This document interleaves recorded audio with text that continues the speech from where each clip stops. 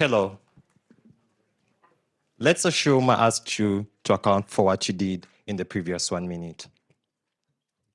Perhaps some of you might say you checked on your email or said hi to your neighbor. What if I told you in 1 minute a child below the age of 5 has died from a preventable and curable disease, malaria?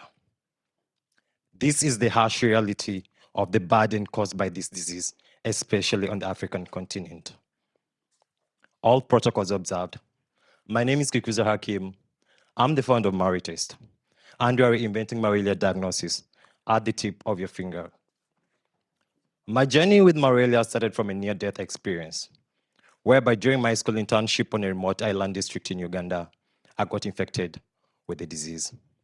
Unfortunately, the nearby hospital had run out of the diagnostic kits. This delayed my diagnosis and treatment. In 2022, out of 240 million people who got infected with malaria, unfortunately, almost over half a million of them died from it. 95% from sub-Saharan Africa. 80% were children below the age of 5. Why?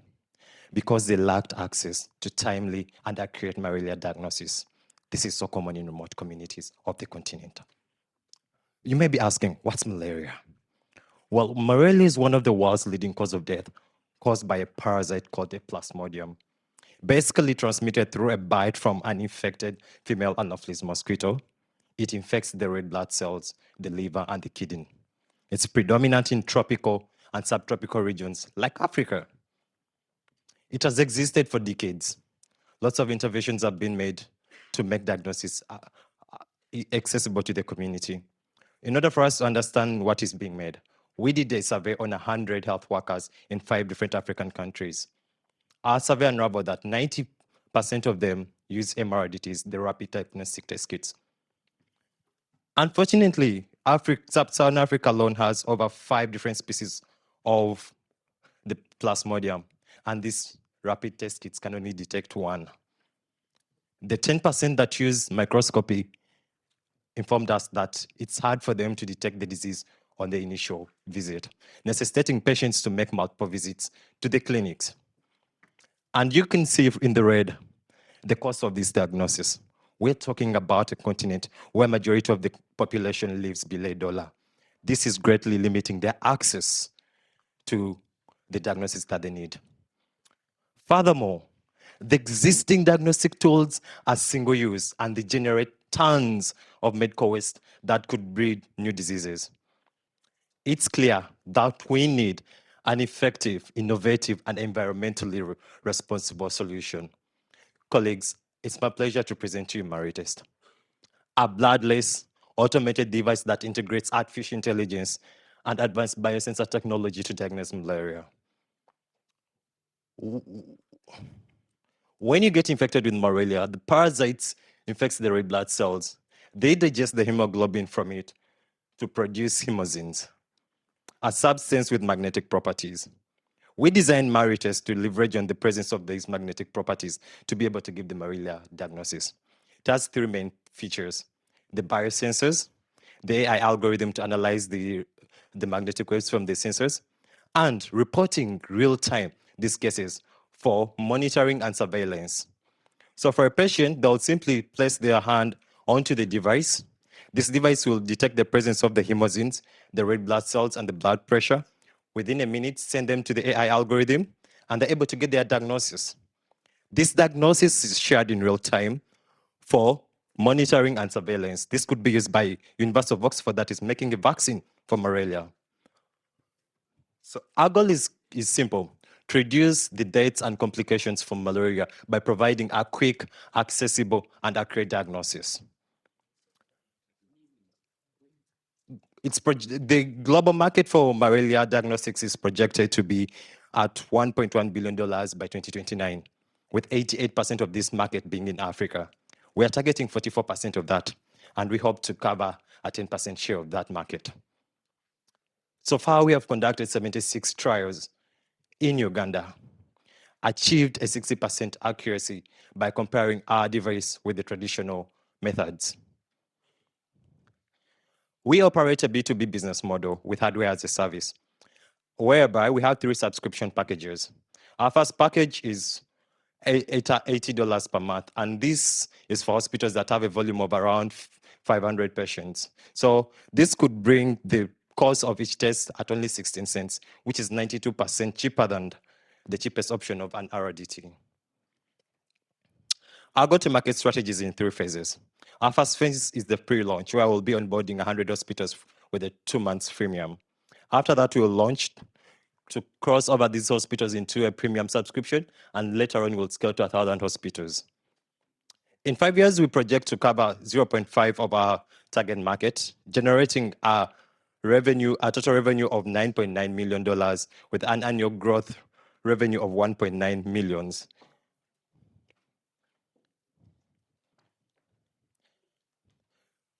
Our biggest competitor right now is the MRDTs, but we stand out as being the most reusable, a device that can quantify the severity of the disease, and it's not prone to mutation as the RDTs are. We're not the only people looking at the future of non-invasive technology. In fact, Yale University, John Hopkins has designed devices, but we stand out in terms of usability, affordability, and scalability. We designed this for Africa. In 2023, I assembled my team. We raised $3,000. We did our first prototype. We did our technical trials. We learned that our accuracy was low. We went back to the drawing board. And right now we have a new improved device. Our ask tonight is £5,000. That is going to enable us to develop our AI algorithm and conduct more technical trials. We also asked to be incubated in the University of Oxford Incubator Program for more technical support and mentorship as we continue to develop more tests. After this, we hope to raise $100,000 for our clinical trials next year. Upon receiving the funds, we'll manufacture 10 devices, do our data set collection, develop our algorithm, and submit our device for clinical trials. I'm happy to lead a team that represents Africa. I'm the founder, a certified project manager. On my team, I have a medical doctor, an electronics engineer, AI engineer, product designer, and 2 financial analysts. For skills that we don't have, we have an advisory board of experts in health tech, researchers on malaria, community intervention specialists working with the Malaria Youth Corp, 2 business consultants, and we're partnering with the University of Global Health Equity for our clinical trials, Malaria Youth Corps for our community intervention, Visionaries, Fundibots, and African Leadership University for as we continue to develop our business. Malaria is not only a health burden, it's a society burden. It contributes to over 50% of school absenteeism in sub-Saharan Africa. Malaria is not an African problem alone. 3.3 billion people, that's almost half the world's population, are at risk of getting malaria by 2030. With climate change fueling the spread of mosquitoes in new areas like Italy and UAE, means this could happen even quicker than what was projected. And the biological threat from the mutation, it's making existing technologies like MRDTs not effective enough to diagnose this disease early. Concluding my pitch today, approximately 8 children have lost their lives. This is the future of Africa being cut short. But worry not. We not only have the plan, we have the solution to end this. I call you now to join us as we end malaria, so that the next time you plan your trip to Africa, you don't need to go through weeks-long of pre-malaria treatment to experience the beauty and diversity our continent has to offer. Thank you.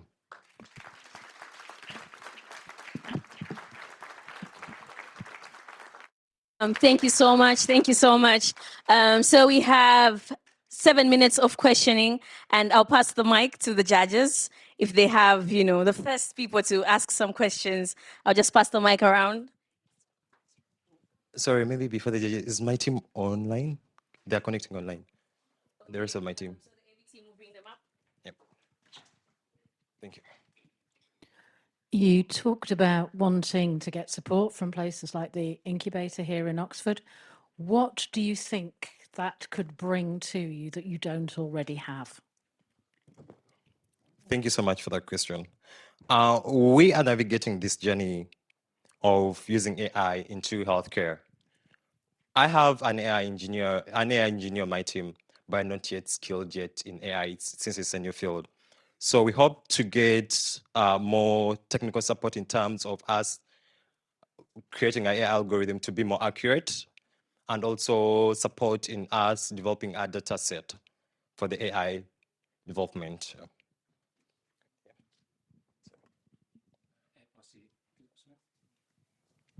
Is this working? Yeah. It was a very clear presentation. Thank you. Can you talk a little bit more about what you're actually going to use the AI for and what data you're going to be using to inform it? What specifically is what aspect of the problem are you deploying the AI against? So I wanted our AI engineer to be able to answer that, but we're using, because when we did our first trial, we're basically using machine learning principles to give it like a range of values that it could detect. So the magnetic waves create a certain pattern of values. So we gave it values that it could detect. And because when we didn't give it enough data, it was giving false negatives. That's why we had a 60% accuracy. But when we use AI, we can give it lots of data and give it more power to analyze the variables for the three variables to be able to give an accurate diagnosis. And why are we using AI? Because in Africa, besides these diagnostic test kits being scarce, we have a scarcity of medical workers. Africa currently has a deficit of 2.4 million health workers. So when we use AI, we are going to be bridging that gap. That AI could perform this diagnosis for the doctors so that they focus more on providing the healthcare that the people need. Yeah, so that's how we're going to say. Thank you. A very great presentation. I like it because, again, I'm from Nigeria and I can relate to the malaria problem. It's very huge, like where I'm coming from. I think my biggest concern would be around the hardware device because, like, can you scroll to this the slide about your business model? You had mentioned that it's hardware as a service, it's a subscription product. I think I just worry around like how much does it cost to like produce? Do you have an idea how much it costs to produce the hardware device? Do you think that like at scale, like you can make enough money to make this a sustainable business? So we haven't yet come up with the actual price because we only did prototypes and sometimes they're expensive. To do this prototype that I was holding in my hand, it costed us $200. But we hope that if we reach at scale and then we're into proper agreements with the suppliers of the technologies that we use, this could go down. Yeah. All right, that's good. Okay, so I saw three hands. I'll start here. I saw your hand, Tinashe, at the back. I'll come to you. But I saw a hand here. This was a hand. I thank you very much, and I thank the university, Vice Chancellor, and the team for hosting us. I cannot catalog the number of times I've had malaria infections. In fact, the last one is 2 weeks ago. Wow. So we live with it. It's part of us now. But again, we realize that certain times it has a way of hiding within the blood cells that you do lots of tests, but you cannot detect it, especially when you are also suffering other bacterial infections. So it has a way of hibernating. But I'm glad that you're coming up with a very simple method which can be domiciled at our homes, and each time somebody gets an affection or infection, you have a recourse, because that is what is lacking. Now, at the moment, you're talking about 60% certainty in terms of detection. So what is this that you'd want to infuse? I have seen the amount of monies that you'd want to put in furtherance of more advancements. But what is this that you'd want to put in so that we can have 90% or 100% certainty after doing the tests? Because again, we wouldn't be very interested in getting a machine that has only 60% positive variable. It may not help us very much. So I would want to understand what you're going to put in so that we have 100% certainty. And I thank you. Thank you so much. Thank you so much for the question. So what we are putting into this device, this new iteration that we made, is the ability to use AI to diagnose malaria. So we have incorporated in a system on chip that will run the AI algorithm as it detects the plasmodium. As you place your finger onto it, it's able to have, it has this AI algorithm already onto the device. So it's able to detect. So the algorithm improves the accuracy because we're going to give it lots of data set from lots of data sets around malaria. So we're going to test people with malaria, get the values, get their values of perceived people, and use that value as data set to train an AI algorithm. So it will be more accurate.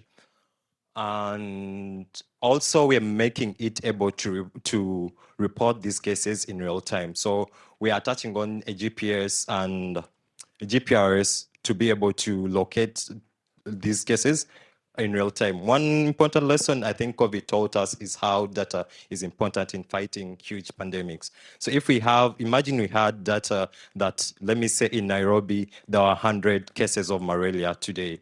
Then government, if through the partners, could have a more data decision initiative to combat the malaria in that place. So that's the future we're looking at.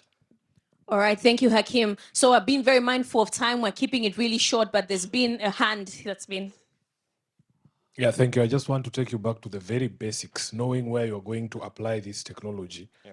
You've not told us how this thing is powered and how it communicates, because you're taking it to the rural areas where coverage of, electricity connectivity and even communication coverage is a challenge. And why would you situate it at a health facility, knowing that those facilities, first of all, are few and far between, and they would require people to go to those places. If it is as small as I saw it, it should be mobile enough to be carried around by the community health workers.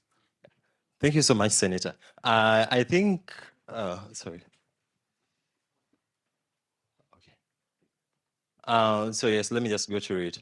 So where are we, so you mentioned about the location you are designing it from, yeah? So we designed it to be able to be charged by solar power, to be charged by solar.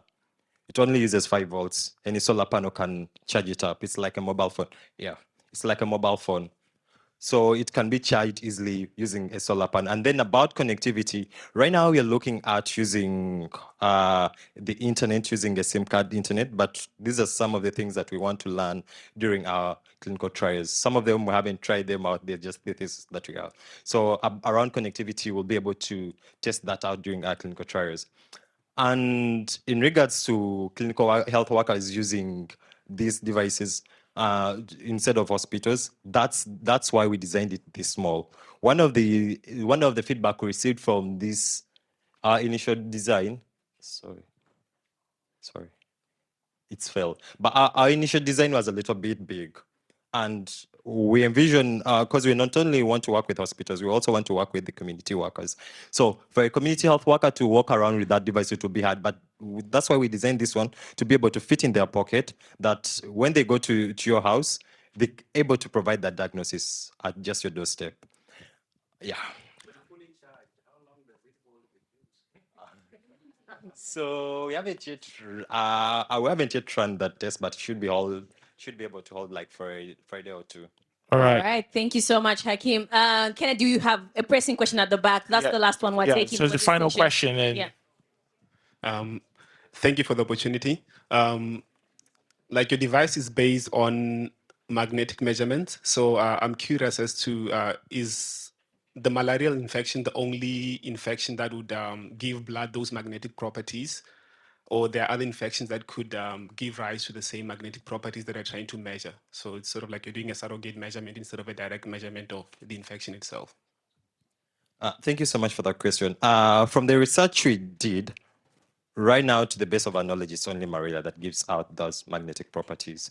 But this is also something that we want to study during our clinical trials.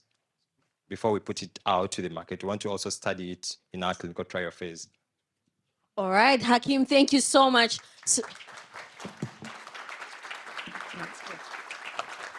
All right, that was Hakim. Thank you so much, Hakim. So for the next one, we'll be very strict on time. Lauren has even come to the front because she was at the back and I was not seeing her. Now she's on the front row. So it's 8 minutes speeching, 7 minutes Q&A. So for people asking questions, just keep it brief, short and sweet like me. Keep it brief and then, we move. Yes, so is the second team ready? All right, the second team, please come up. We can give them a round of applause as they are coming up. Thank you, thank you. My name is Hamdi. I'm one of the students at the University of Oxford. I'm doing my master's in refugee and forced migration. I'm from the Dadaab refugee camps in Kenya. That's where I was born, brought up, and I have lived till today. That's where I received most of my education. I'm also an advocate for girls' education. I'm not alone. We are very many, the Dadaab refugee youth. And we are excited to pitch our project here, the Somali refugee girls' education. We come up with this project because I belong to the Somali community, and our culture is framed within the patriarchal systems, meaning that women and the girls have limited access to social services such as education and employment. So because we were born in that context, and we belong to the community and we understand the challenges of the Somali refugee girls, we have come up with this project so that we create a community support for them. Yeah.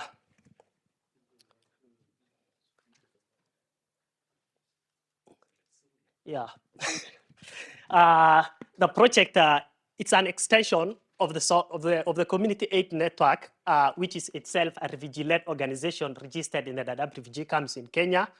CAN actually was established in 2020, a time when COVID-19 had seriously impacted the activities of the humanitarian organizations that was conducting the humanitarian activities in Dadaab. And we had to chip in because we thought of maybe supporting our community both during crisis and the normal time.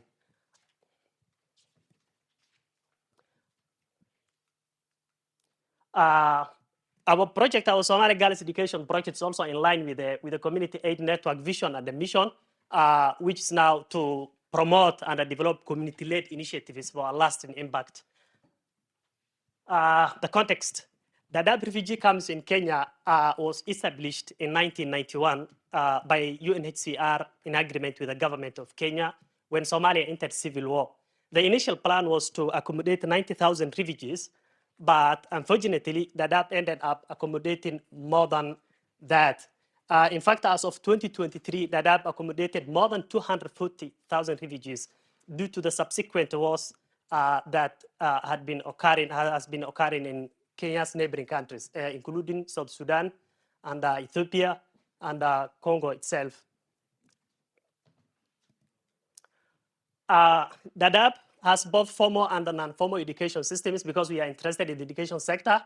Currently, across the 3 camps, there are 22 primary schools, 6 secondary schools, 5 primary accelerated education, 9 alternative basic education, 6 vocational training centers. All these things, there are a number of organizations that are working, who are delivering these services. However, the refugee girls have challenges in accessing these services. Actually, when you look at now these photos, there are 3 photos. These are vocational training center.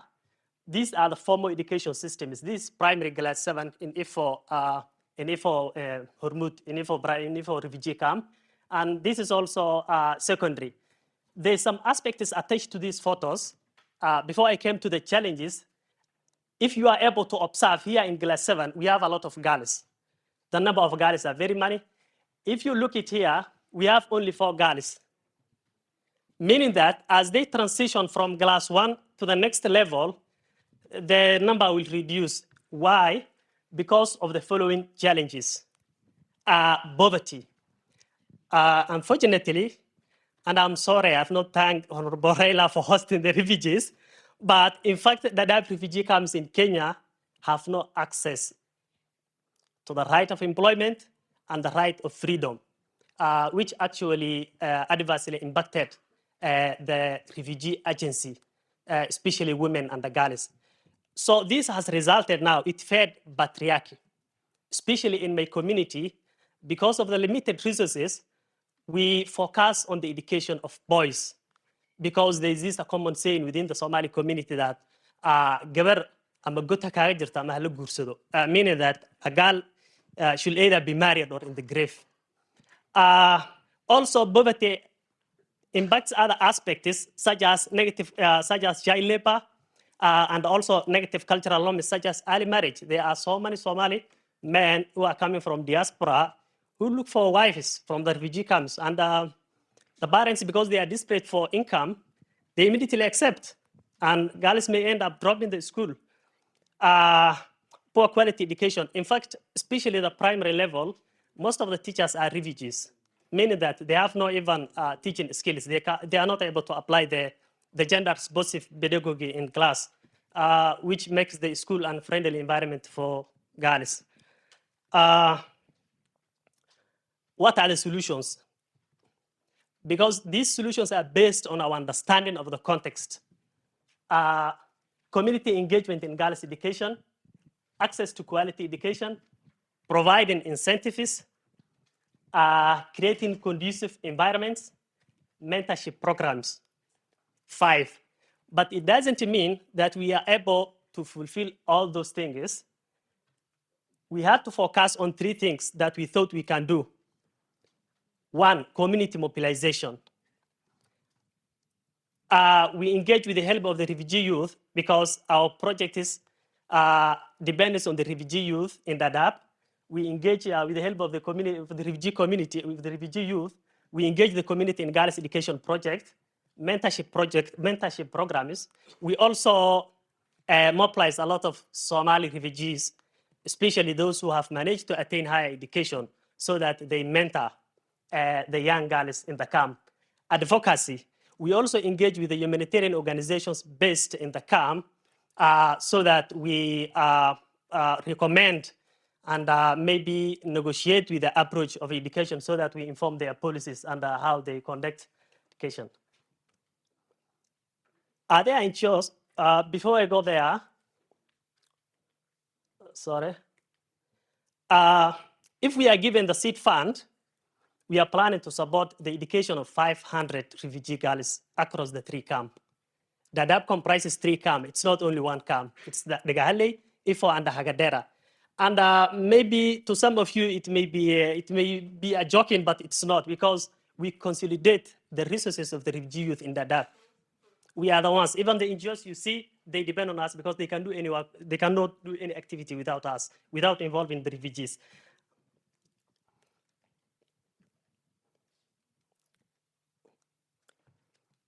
Our team.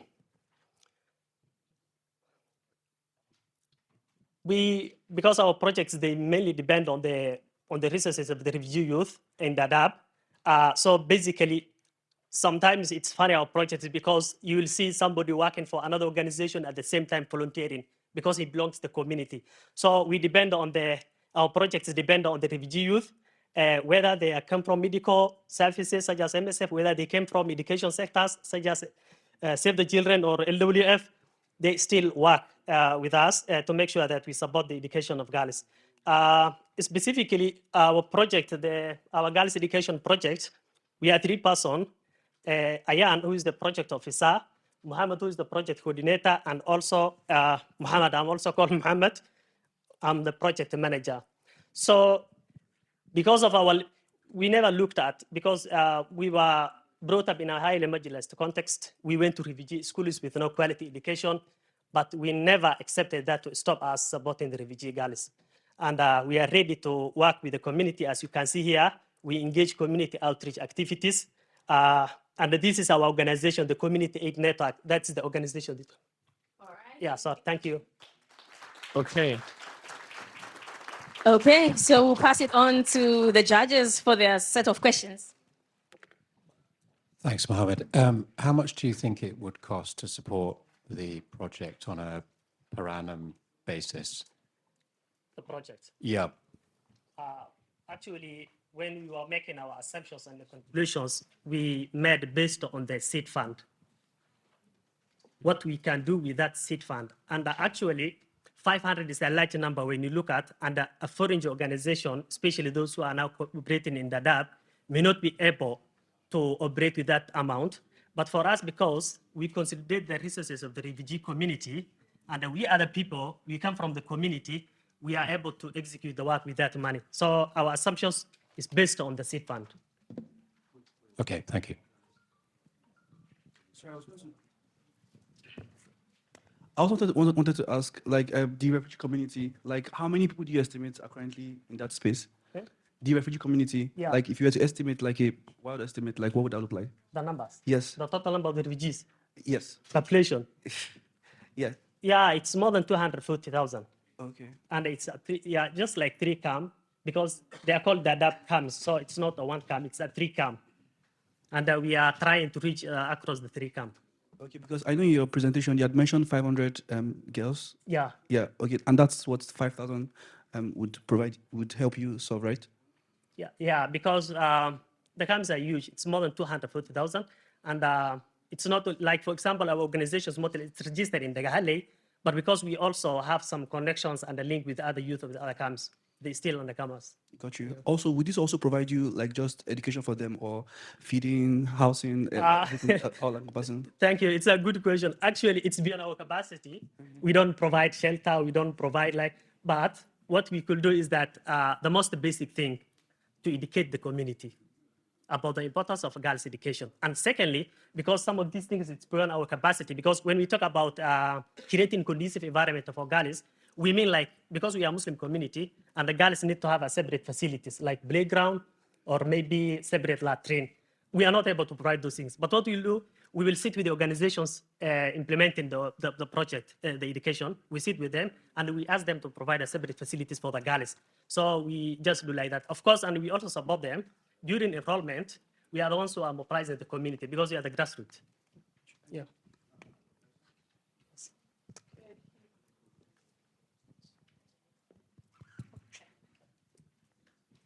Could you just give us some understanding of what impact this education makes to a girl's life in this refugee situation?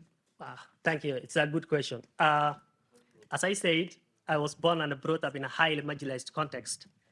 When you look at the Somali community, because of the war, women now form the largest percentage of the population, meaning that when these women are segregated from the development sectors, then that it will impact us as a community.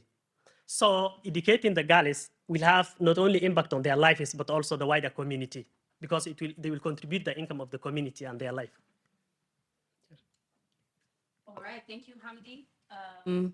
All right, thank you, Hamdi, for that. So we'll take a few questions. Please keep it brief. Remember, we have only 7 minutes and we've gone in 3 minutes, so we have 5 minutes. Quick question, really brief.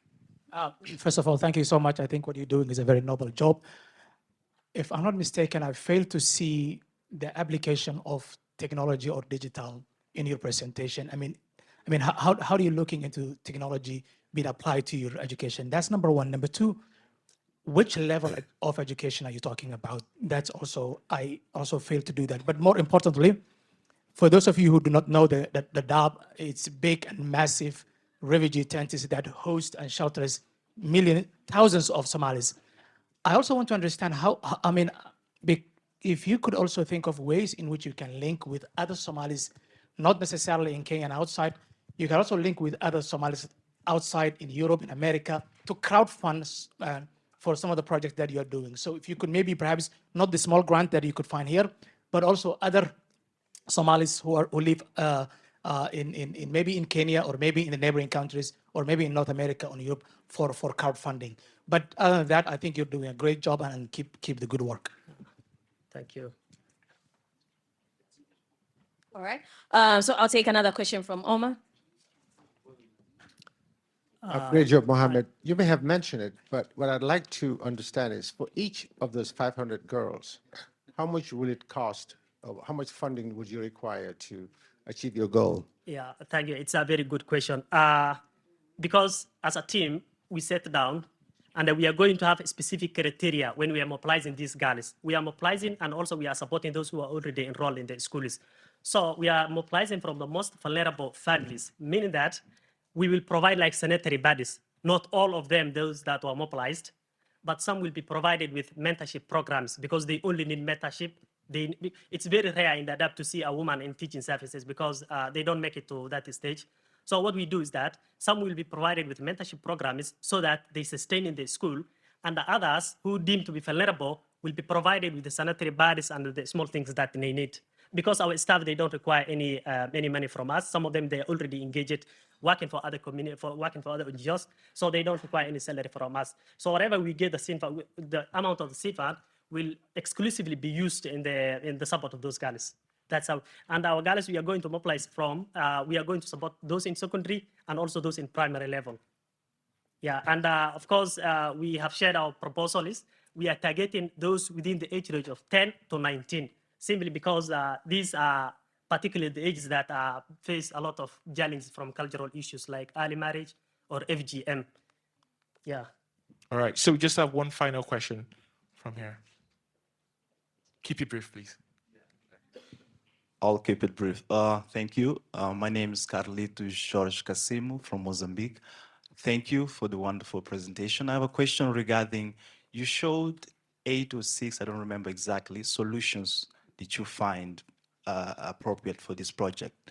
But I didn't see, maybe you did mention, what's the policy approach to the solutions? Because for countries like ours, African countries, policy influences implementation, and specifically to education projects. And for, let's say, for the framework for your project, for the resource allocation, and let's say even for the legal aspect of it and the protection, the human rights protection, policy has to be there. So can you explain a bit on the policy approach to the solutions? Yeah, thank you very much. If you could see my slides, there is we had like only youth with no woman in one of the slides. And one of our policies was initially, when we were starting the project, first to target the youth male, because they are the ones who control the society. They are the ones who will replace the today father and mothers. So because there's a lot of stereotypes that circulates within the community which discourages women. So our policy is to educate the youth first, to make them understand the importance of engaging girls in education as part of the community development. The second policy is that we work under the policies of the humanitarian organization who are already engaged, because we are not the first people, we are only the grassroots. So we use their policies so that we also do our activities in line with the policies of the organizations already in service. If I can also add, he mentioned something about technology. My brother, thank you for the advice. In Dadaab, actually, and I'm sorry to say this, we have the most highly respected leaders from Kenya here. We are actually segregated. We have no connection with the outside world. We have no right. Imagine I'm serving an organization, staff reporting early in the morning as early as 7:30, excuse me, as early as 7:30. When I report and I will leave 5, just like the other Kenyans. And at the end of the month, I'm not reimbursed, or maybe my services are not compensated, just like that. I will be given like a fraction of what that person was given. So education is just the same. Actually, I've asked somebody from UNHCR, why is it that somebody in class 8 cannot speak English, somebody in 4 cannot speak English, because the quality is down. He said, Hamdi, listen, our priority is not to focus the quality. Our priority is access to education. Thank you, sorry. All right, Hamdi, thank you so much. We have gone past time. So just in terms of the recap, that was the development theme. So we had Marites talking about malaria. We had Somali refugee girls education. All right, so the second theme, we're looking at student-led research. My name is Wilberforce Murika, and as you can tell from my forehead, I'm from Kenya.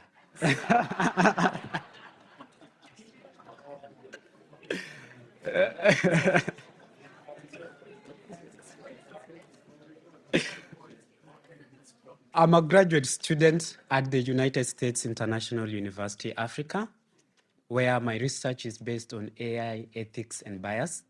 I'm also an information systems auditor with Haas Petroleum Group, an oil marketing company that has its presence in 7 African countries. My research partner, who is joining us online, James Kimanga, is an academician working in research at the University of Embu.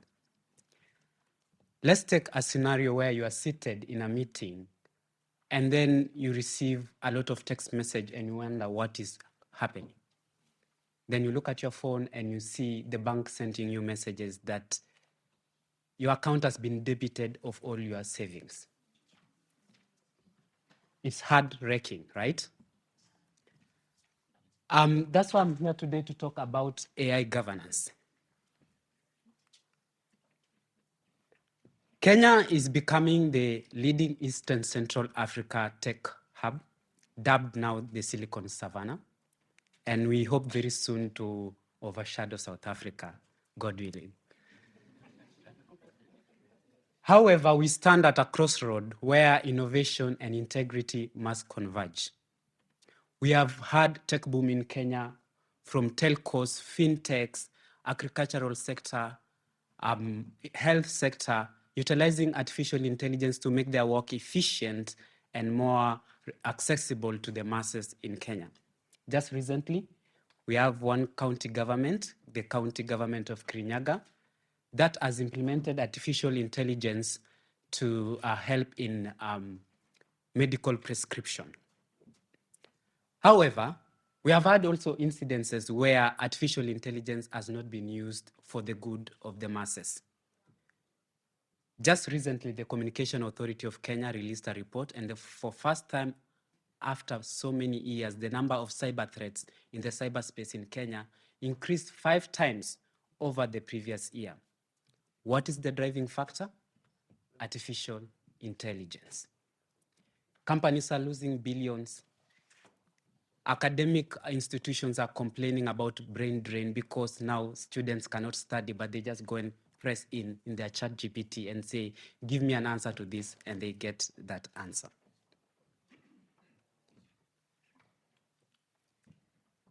The reality is that as much as we embrace artificial intelligence, we must be aware that if not responsibly used, it aggravates already the existing social and economic disparities. We have a case of Meta and Sama that was sued in the Kenyan courts. Sama has been sourced by Meta to provide AI training services. And as you can see from my presentation, the reason as to why they were sued. The African developers or African people who are training this AI were being paid less compared to the counterparts from developing nations that are paid better, that were paid better for the same position. In 2023, there was a bill in Parliament to try and regulate artificial intelligence. This was met with a lot of resistance. Reason being, it will stifle innovation. Just like any other country in the world, we are trying to navigate this path of artificial intelligence.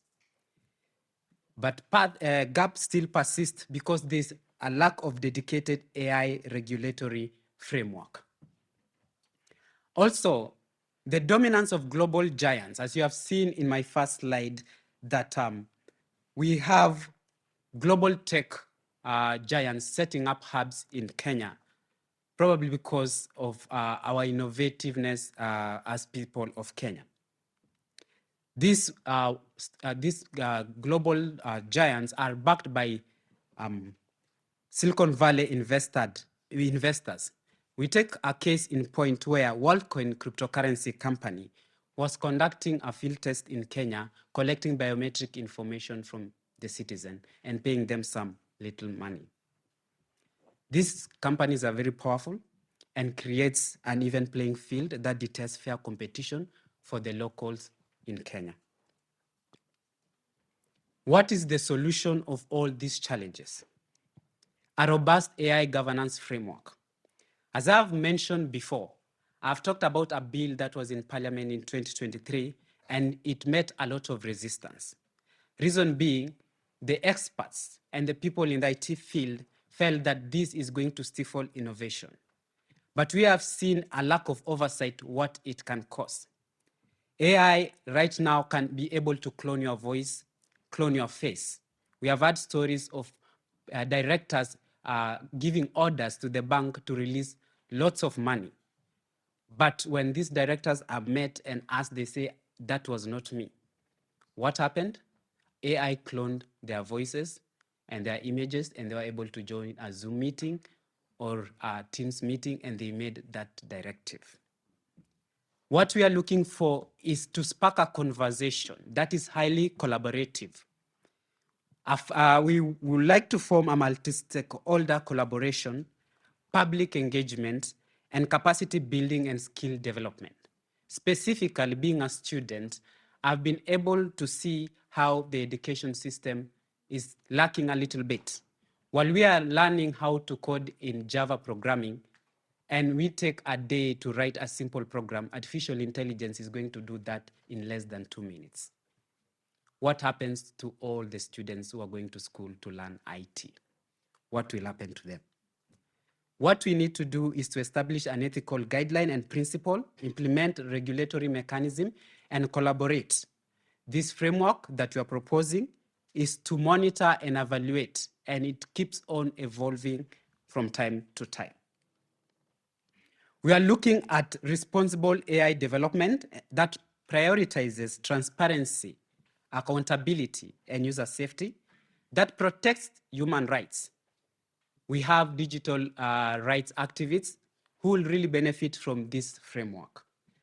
We want to nurture the Kenya indigenous AI ecosystem. We want to align with the Kenya Vision 2030 on the adoption of ICT.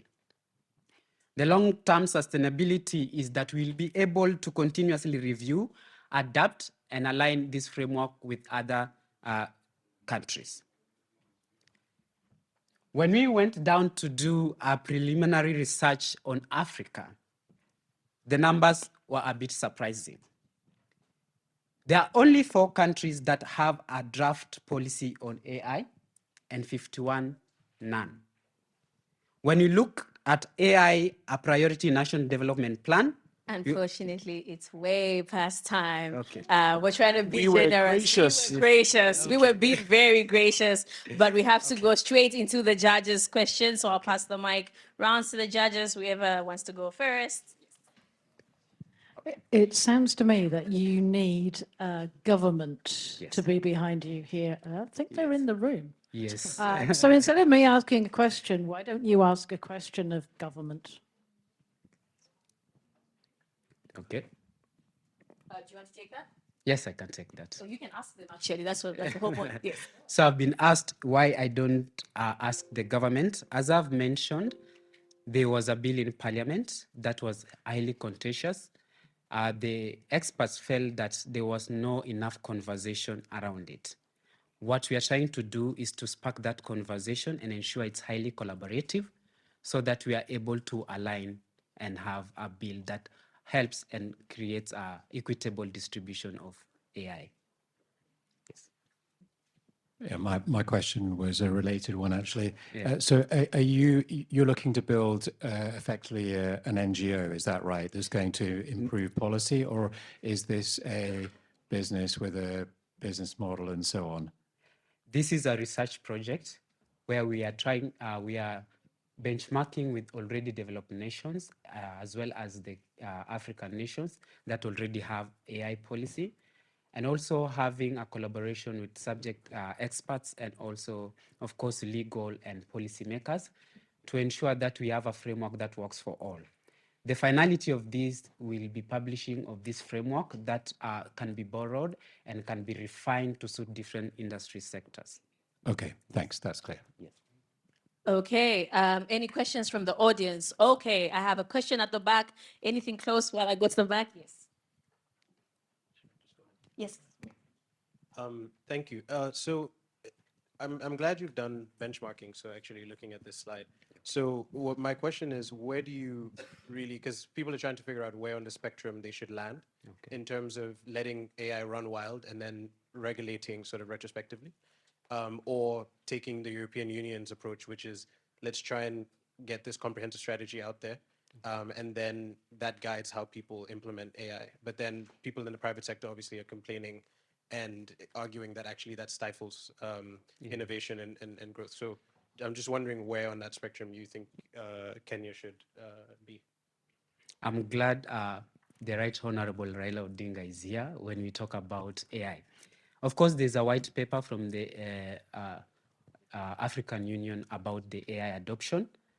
This is a draft paper, and it's recommends that countries should implement policies related to AI. As much as the African Union is recommending this, it's up to us, the locals, to start and spark this conversation so that we move forward. As you can see in my slide currently, I don't need to present it, Africa is at developing, while other regions already have it, regardless of their form. Some are comprehensive, some are principle-based, and some are fragmented. So that we are trying to spark a local discussion about this. All right, thank you. The gentleman at the back, thank you. Yeah, this is a great research. Thank you. You're talking about a governance framework. Yes. And you think that this project can be implemented by governments in Africa. Yeah. But do you really think that this is feasible, taking into account that, for example, in 2017, the Kenyan government accused Cambridge Analytica for swaying the elections and providing disinformation. These are governments that are actually working with Cambridge Analytica. How do you think they are going to implement this kind of policies? Most of the time, we get solutions for Africa out of Africa. What we are trying to do right now is to get solutions within Africa. And as I've said, that we are trying to spark a local conversation. One thing I like about Kenya policymakers particularly is because they have put an enabling environment for the youths to come up with such initiative. We start a discussion, we start a research initiative to see how we can align with different sectors. I agree in 2017 there was an issue with Cambridge Analytica, and that is why we are starting this discussion to ensure that in 2027, we are not still talking about Cambridge Analytica, but we are talking about this is our solution, this is what we started doing, and our solution works for us. All right, thank you. We'll take the last question. Thank you very much for shining lights on this wonderful topic. It represents a tool as well as a toy and as a weapon. I don't see, based on the work we've done, initial work we've done with AI, how Kenya cannot turn it around to wipe out the entire unemployment for the Gen Z generation. Because of that, the government should seriously look at this tool or weapon. And if you can just generate viral video in a matter of seconds, and you really don't need to program, you don't need to be a programmer to be able to generate using JavaScript, it therefore means that is the biggest opportunity of our generation.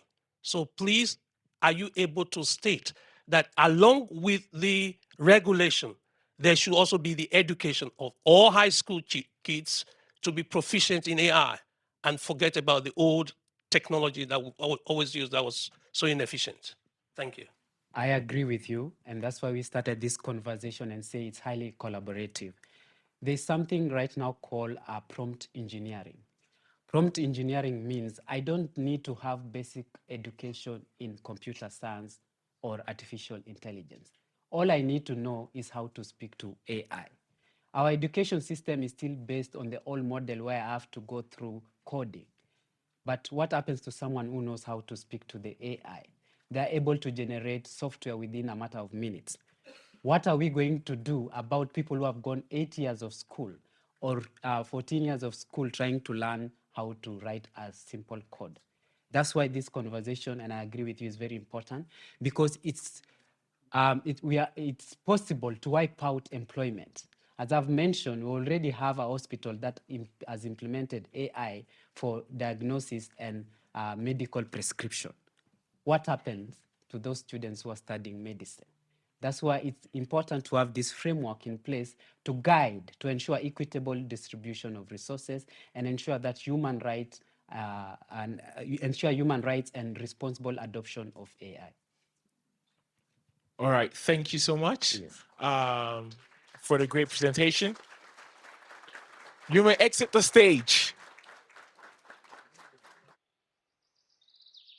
It is estimated that half of the population in Zimbabwe faces food insecurity. The scarcity of water is the main reason behind low crop yields, worsening the hunger crisis and leading to a series of challenges. These challenges extend beyond food insecurity, affecting vulnerable groups and worsening social issues. High levels of child marriages, child labor, school dropouts are among these challenges arising from this crisis. Climate change is real. The science is clear. Our planet is heating up and the consequences are dire.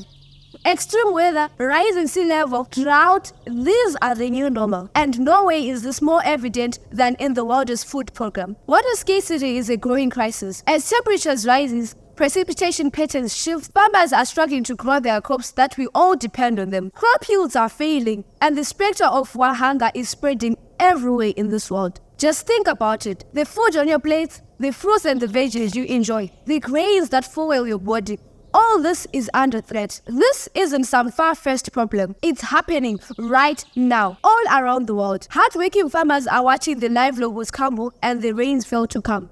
But there is hope. We have the technology and the know-how to tackle this problem. Enter the smart irrigation system for sustainable agriculture, an indigenous solution that recycles household wastewater for irrigation. By capturing and reusing the precious resources, we can dramatically reduce the strain of our finite freshwater supplies. Imagine farms thriving even in the midst of drought. Picture a flourishing garden instead of this. Just by using water that was supposed to be waste, we can recycle that water and use it to improve our crops. This is the power of our smart irrigation system, a real practical way to adapt to our changing climate issues. Honored audience, the time is now. The future of our food, our communities, our planet, it's all at stake. But with the innovative smart irrigation system, we can overcome these challenges of climate change and water scarcity. Let's come together, roll up our sleeves, and build a more sustainable, resilient future. Who's with us? Agriculture is the backbone of Zimbabwe's economy, employing 60% of the workforce. However, water scarcity is severely impacting this critical sector, leading to reduced crop yields and significant economic losses. The World Bank reports that 42% of Zimbabwe's population is affected by water scarcity, resulting in economic losses and food insecurity. In 2022, the Ministry of Agriculture reported a devastating 30% reduction in maize production due to water scarcity, impacting over 150,000 farmers. Zimbabwe's water scarcity has reached alarming levels, with an estimated 6 million people expected to face food insecurity in 2024 due to water shortages during the rain season. This has a devastating impact, exposing 2.6 million people to water insecurity, leading to crop failures and highlighting the dire need for efficient water management. Our smart irrigation system is a game changer. It utilizes advanced sensors to monitor soil moisture and weather conditions, ensuring water is used accordingly and crops receive exactly what they need, precisely when they need it. We envision a Zimbabwe where water scarcity is no longer a threat to our livelihoods. With our smart irrigation system, we can increase crop yields, conserve water, and build a resilient agricultural sector. In a world where every drop of water is utilized with utmost precision, where crops flourish with optimal care, and where sustainability and abundance coexist. Ladies and gentlemen, this is the promise of smart irrigation systems, a revolution in agriculture that empowers farmers to cultivate and flourish like never before. Smart irrigation systems use advanced sensors to monitor soil moisture, weather conditions, and crop water needs in real time. This helps farmers to deliver water exactly where it's needed and when it's needed, optimizing plant health and reducing water waste. Additionally, the systems incorporate water recycling capability, capturing and treating and reusing water to further maximize the efficiency of this precious resource. Our smart irrigation systems, they empower farmers to remotely monitor and control their irrigation processes. With user-friendly interfaces and mobile apps, they can access real-time data, receive alerts, and adjust settings from anywhere. It's convenient, saves time, and helps them to make informed decisions. Efficiency, cost-effectiveness, and safety are at the heart of our smart irrigation system. By automating irrigation and using data-driven insights, farmers can streamline operations, reduce manual labor, optimize resources, and create a safer working environment. We have worked closely with farmers, listening to their feedback and continuously improving our smart irrigation systems.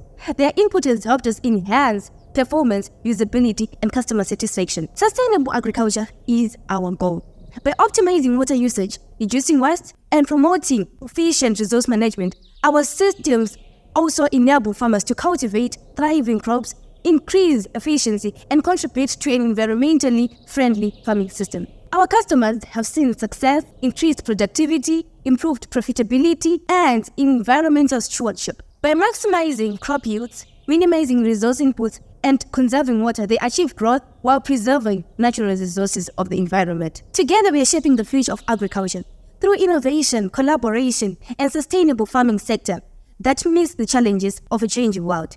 Let's unlock the power of smart irrigation systems and pave the way to a more sustainable and prosperous future. Ladies and gentlemen, join us in cultivating a world where agriculture thrives, resources are conserved, and our planet flourishes. Thank you. Yeah, hi. Great video. It would be good to understand what sorts of measures of improvement you might be able to deliver through the system. Just in terms of percentage improvements in waste and so on, just to give us a sense of how effective this is. Okay, so our system is going to save a lot of water. So through the introduction of the grey water system, a family of 5 would you have to use 100 liters of day, 100 liters of water a day, and this would be served. We will recycle this water, and then that means that most of the water that they've used, they will then have to use it again. So it will be recycled. So probably 80% of water will be reused. Okay, thank you. Yeah, so I just wanted clarity on the traction so far, because you mentioned you have happy farmers, happy customers. Like, how many farmers have used this product? For how for the sensors, for example, like how many sensors would I need, like in a plot of land or in a hectare of land? Like, what do the numbers look like? We've used the Nest farm, our university farm. So for our project, we would need at least one system, and that would comprise of at least how many sensors? 3 sensors. Yeah, 3 sensors. So what's the size of the farmland? 1 hectare. 1 1 hectare. I'm delighted to see an all-female team. Congratulations, ladies. Can you can you perhaps tell us a little bit about how you recycle the water? So to recycle the water, we're trying to utilize resources. So we'll be using sand and compound filters. So compound filters and sand, that will mean that you're using less resources, but for much benefit. So it will be very efficient. So you're looking at really nice, straightforward, simple solutions. Is that what you're saying? Yeah. Excellent. Simple solutions. Thank you. I also need clarity on like how the recycling is done. That's the recycling of the water. Like, what process goes into it? Like, is it what aside the sensor? Like, how do you validate that like the water is good enough for the crop and all of that? So as I mentioned, firstly to remove things like grass or some other insects, we'll use sand to filter it.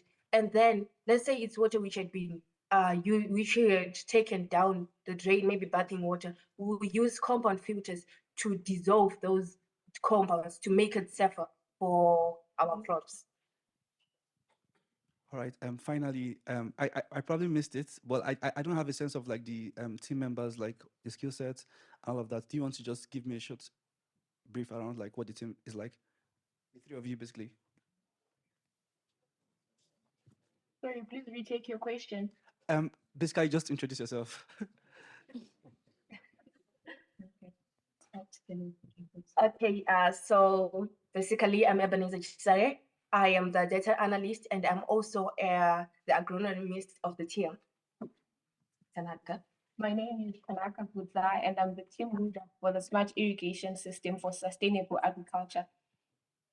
Okay, my name is Tatindamu, and I'm the experimental design analyst, as well as the technological coordinator. Yeah, and we also have an advisor from the University IoT.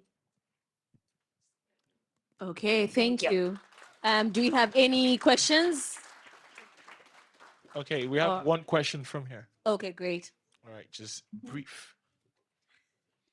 Thank you very much. I'm also so glad that it's an all-female team. Congratulations. My name is Aminata Jaite. I'm from the Gambia, attending an MA at the University of Sussex in Gender and Development. I'm just to say that this is a very fantastic project, and I'm really excited to see what you have done.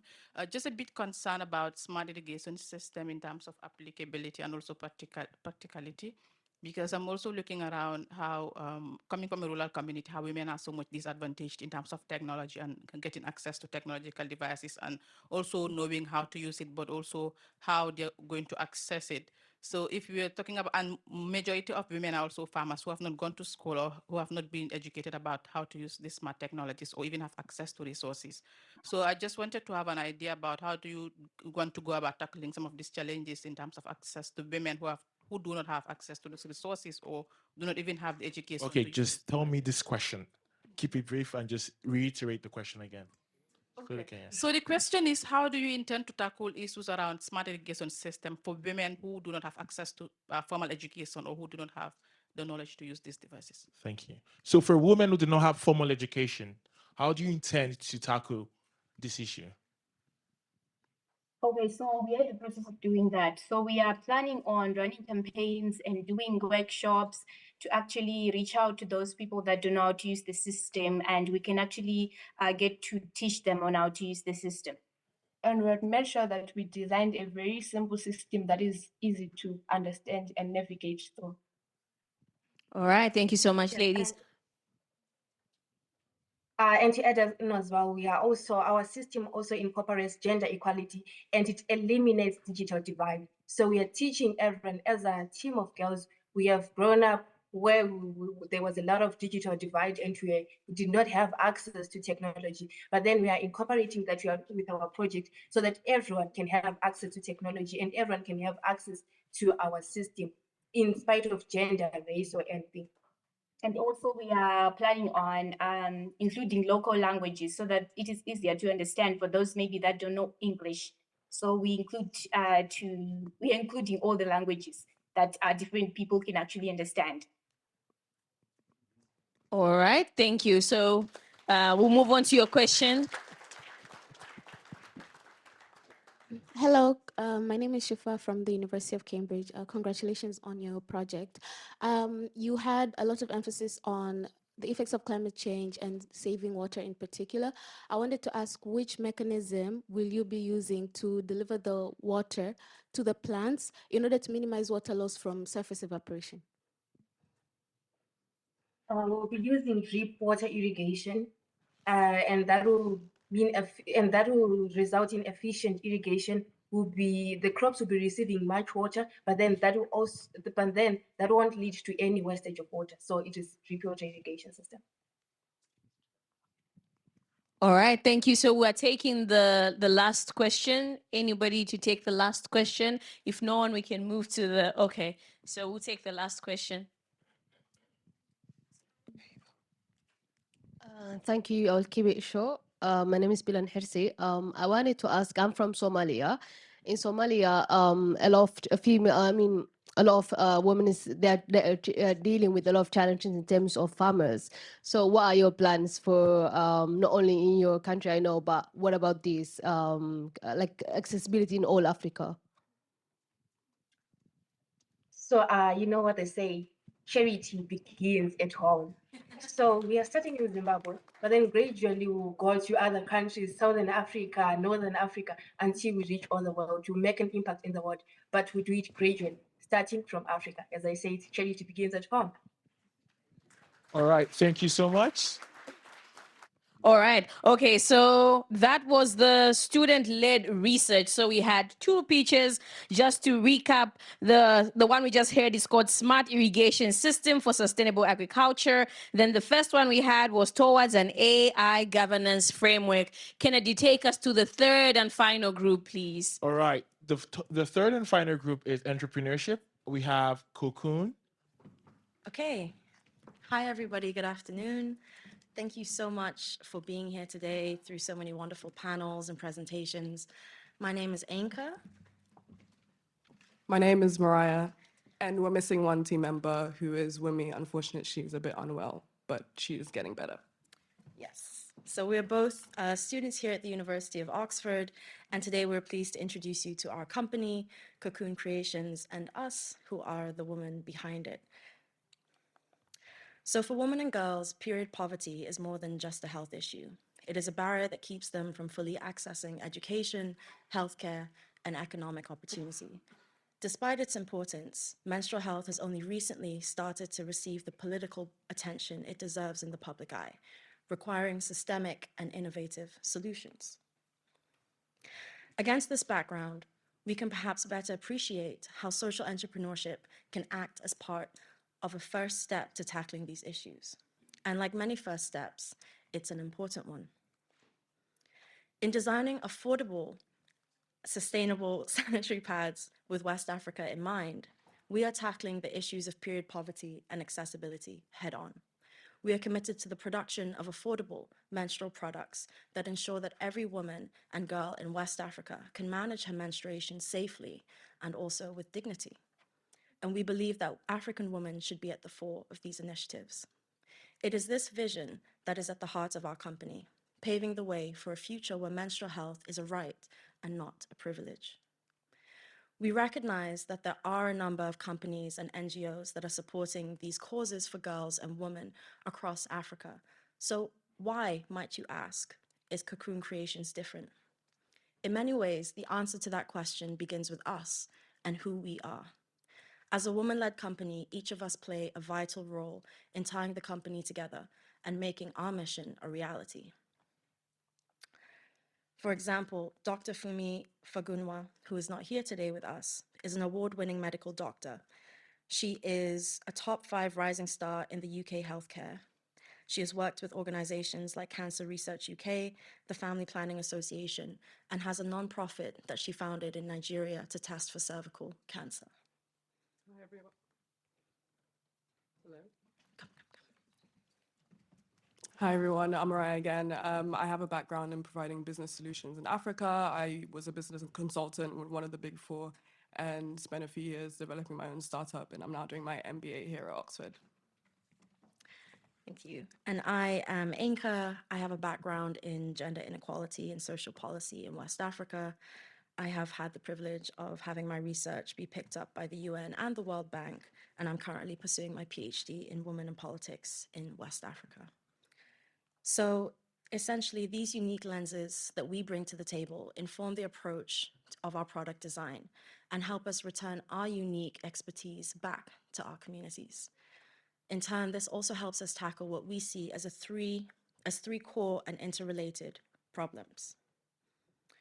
The first, period poverty, which directly also relates to the stigmatization of menstruation, as mentioned, in Ghana being a central problem. In 2023, the BBC reported that women on minimum wage in Ghana have to spend $1 out of every $7 they earn on sanitary pads.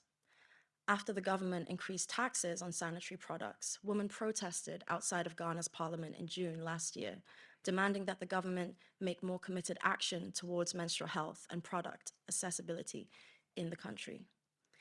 Out of the 9 African countries surveyed by the BBC, Ghana was found to have the most expensive product relative to monthly income. And lastly, product design is another prevalent issue. Studies have found that very harmful chemicals sit in menstrual products, including parabens, volatile organic compounds, and fragrances that contribute to conditions like endometriosis and uterine fibroids. Alongside this, many of these products have not been made with African women in mind or the environments that we live in. The solution for us lies in creating a nexus between affordable and safe sanitary pads, suited for and informed by the needs of African women. Our value lies in our strong foundation in evidence-based research that directly engages with the communities we aim to serve, and our commitment to the manufacturing of non-toxic and chemical-free menstrual pads, which plays a pivotal role in tackling period poverty in Ghana, making menstrual health management accessible to more women and girls, and thereby reducing the barriers associated with period poverty while supporting local businesses and the workforce. Thank you, Inka. So really, we wanted to understand who our competitors were in this current Ghana market. And what we found is there's an established cotton sanitary pad market, but there's little accessible, reusable solutions. So really, we wanted to sit between that target. And then we also did a key analysis of what customers we wanted to target. And within this, we identified two key profiles, the first being lower income rural women, and then the second being urban residents, lower to middle class income earners. This helped us understand the service obtainable market that we wanted to target, and within this, we found that there's about 111 million possible revenue we can make from a business like this, so a lot of potential there. And so by understanding the problem, the solution, our competitors, and our consumer, we came up with two main product offerings that we wanted to offer in the market. Both of these are in integration of pineapple fibers within the sanitary products. We really want to use the pineapple fibers because we think it's going to lower potential costs through leverage, economies of scale. Currently, pineapple fibers are waste products in farms. The second being that it sets us apart from our competitors because our competitors currently aren't really doing this in the Ghana market. And the third, that it drives sustainability. So within the two products we're currently looking at, one is called Pine Pads, which are sanitary pads with pineapple fibers, as well as cotton. And those are targeted to the urban residents. The second being Lily Cloths, which are reusable, washable pads, and that's targeted to our rural residents. Within both of these, it's worth noting that the pricing was a determinant from the average retail cost of similar products in the market. And then the second thing to note is that companies are doing this. They're integrating pineapple fibers, so it's a proven methodology, but currently they lack scale. And so that's really what we want to do. We want to implement a business that provides this at scale. So looking at the bigger picture, we're looking at investing in an automatic pad machine in year one, about 100,000 for that. In year one, this can produce around 4,800 packs of 8 pads a day, which will lead us to EBITDA of around 1.3 million in year three. About year three, we're going to try and double pad capacity. We're going to look at driving revenue of 4.2 million by year 5, which is going to give us about 4% of market capture by year 5. But the key figure to really look out in this presentation is the 56% potential average gross margin. We really need to do a lot more research to understand the costs that are going to go into scaling this business. And so that's where the Innovation Seed Fund comes in.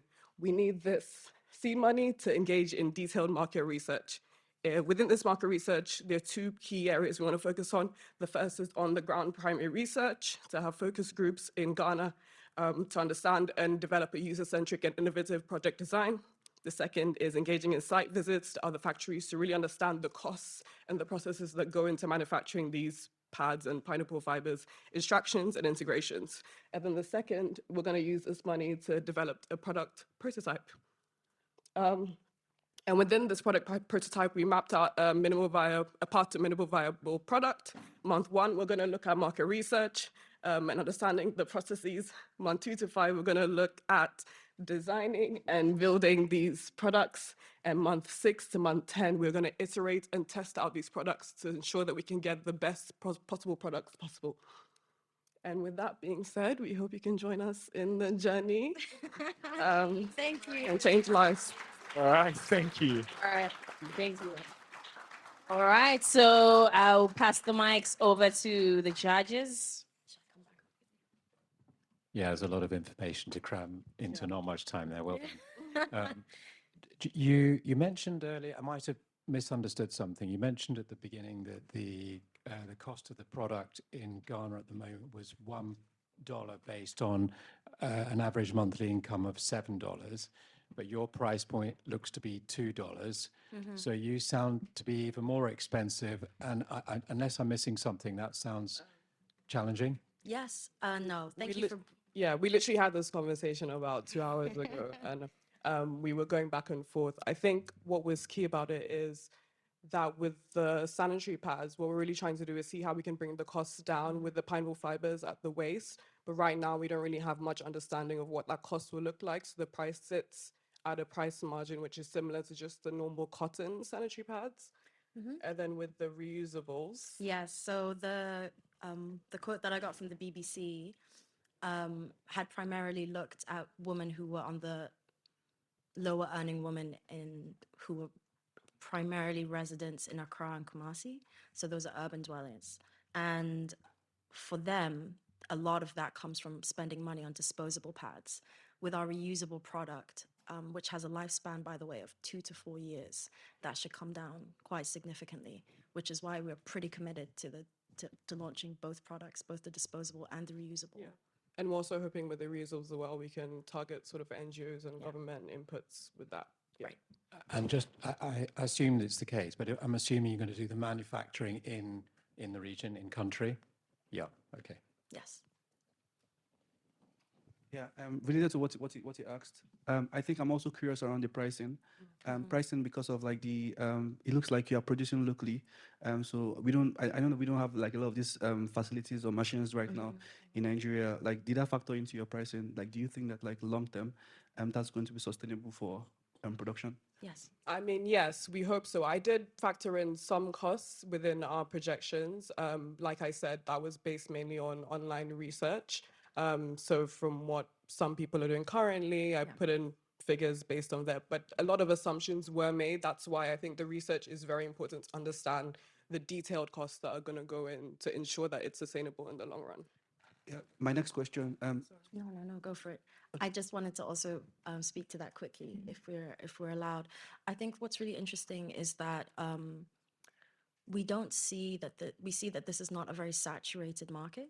And so people from within Ghana who are currently trying to produce this within NGO settings haven't really capitalized on, I think, just the possible investors in this kind of machinery and for this kind of project. So we already have talked to people who could be potentially interested in investing. And we think that if we were able to cover the base imports for some of those machines, we'd be really on our way because Ghana produces most of the raw materials needed for these pads and those industries are there. Yeah, I think that's clear. I also wanted to ask, like, for your market size, can you go back to that slide? I wasn't sure if that was Nigeria or that was Ghana or Africa as a whole. It was Ghana. Oh, okay. So there's about 6.78 million as a TAM. And then the service obtainable goes down to just the lower to middle income earners women within Ghana. So about 4.6 million. That's clear. Okay. Leads wonderfully onto my question. Do you have a plan to expand beyond Ghana if you're successful? Yes, we do. Why Yes, not? we do. I think the reason obviously we chose Ghana is because we're both from Ghana. Our third co-founder, she's Nigerian, but we obviously want to test this product in a marketplace first that we know very well to test its viability. And then if it goes well, then Nigeria, West Africa. And just to, again, pull on that, to highlight Mariah, who's being very humble, but Mariah has quite a bit of industry experience in Ghana as well. As she said, she has one, she's a co-founder of a company there already. So we have quite a lot of on-ground experience with navigating manufacturing already, which will come in handy. Well, thank you, Enka and Mariah. So we'll take a question from the audience.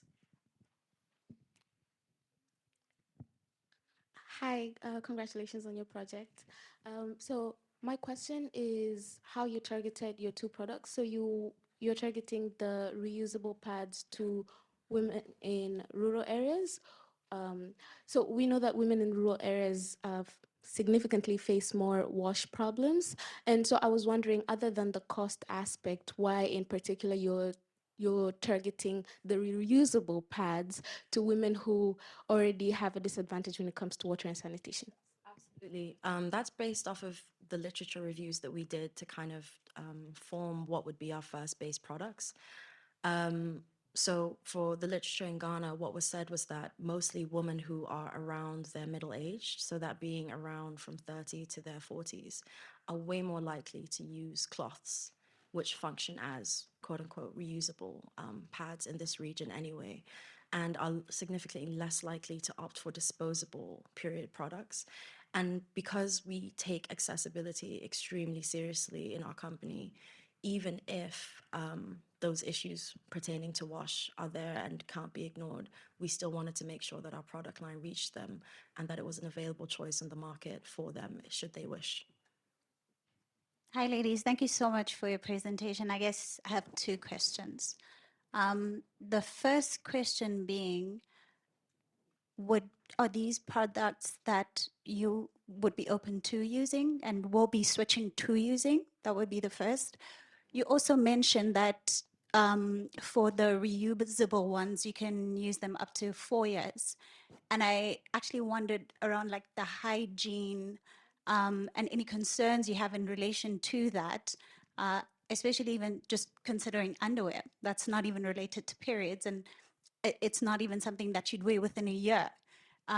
So issues around the kind of impact that could have, and also promoting it in that way that, you know, this is something that you can then use for 4 years, and the kind of impact that would have.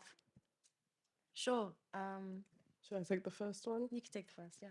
I mean, the first one, yes, is primarily how we even started this business in the first place. I think we were around a table just discussing our problems, and then we thought it would be fantastic to come up with a solution that solves all our problems. So definitely we will be using our products. Yeah, we'll be first testers for anybody who needs some feedback on it.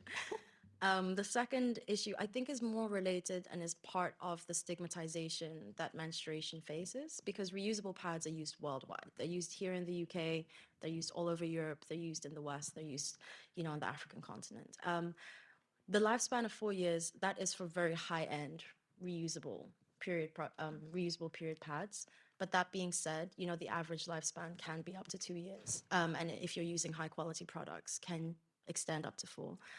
They are very hygienic. They're rewashable, they're reusable, they've been tried and tested, and they're on the market currently for that reason. So our product is not, you know, encouraging malpractice or, you know, unsafe practices around menstruation. We're actually in boldly putting this product on the line, trying to say that this is a viable option that women should look at for more affordable options and choices. All right, thank you, Enka. Oh, I'll only allow it because it's the judges. Anybody else I'd say no, but because it's the judges, I'll just like take it. Yeah, so I was also going to ask, I wasn't too clear. Are there currently, do you have, what's competition like? Do you have like current reusable products? Like, I know, I don't, again, like, No, it's probably go for like it. menstrual cups and all that, like, Yeah. but again, So I think because we're launching in Ghana first, in Ghana, there are not really any companies. There's one company doing this, but not to scale. They're very, very early days, Yeah. like us. But everyone else in the market is predominantly cotton sanitary pads. They're not really reusable solutions as well. And then throughout the continent, we do see a couple of other companies in Kenya, one in Kenya, one in South Africa, who are also doing this, but again, not to scale. So I think that's really what we're trying to change. Yeah. Okay, because I was asking because I've heard like people use menstrual cups. I don't know if that's like also a competition to you guys or not. So when we look at products like menstrual cups, which are completely viable and we would eventually like to hopefully branch into, we have to consider our market and our home country, which tends to not veer towards promoting such products to young girls as is, simply because of the insertion factor. So this also affects products like tampons as well from being incredibly popular and uptaken in Ghana and countries and on the African continent in general. But we're hoping through some of our products to kind of veer into that and also destigmatize that in younger girls and women. All right, thank you, Mariah and Enka. I saw so many hands around. Mariah and Enka will be here during, the drinks reception. They're not going anywhere. Please ask them those questions. We'll call on the last group, Kanisa Health. Yes, if they could come up real quick so that we could start and then, take that long, much-needed tea break.